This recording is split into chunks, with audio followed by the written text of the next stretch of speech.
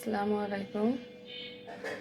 এখানে পুরো ফল half KG, সঙ্গে যাবে দুটো আলু, বেগুন দুটো কেটে নেব।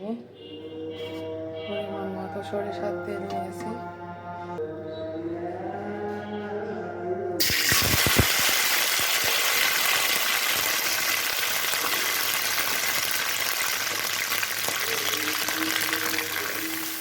আমি এটা 10 মিনিট ভেজে নিয়েছি। এখন মশলা অ্যাড করবো কিছু। ভাজা হয়ে গেছে। স্বাদ মতো লবণ, হলুদ গুঁড়া, হাফ চামচের একটু বেশি, আবার 1 চা চামচের কম, 2 টেবিল চামচ পেঁয়াজ বাটা, 1.5 চা চামচ রসুন বাটা, 1 চা চামচ আদা বাটা।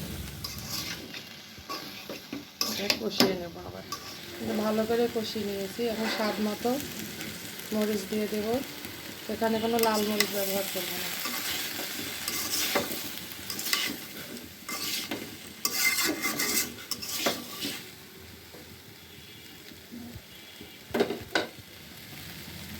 গরম পানি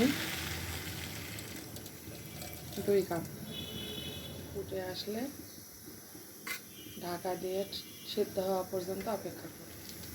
ফুটে আসছে, এখন ঢেকে চুলার জালটা একটু মিডিয়ামে রেখে তরকারিটা সিদ্ধ হওয়া পর্যন্ত অপেক্ষা করব।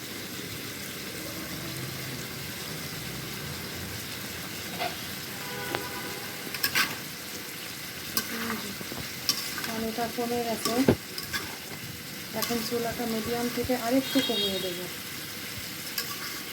দিয়ে চুলার উপরে রেখে দেবো।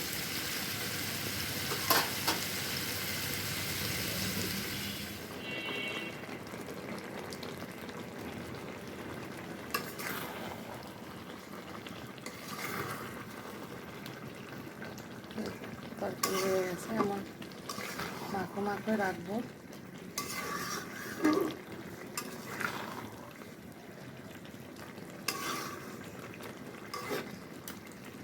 আল্লাহ হাফিজ।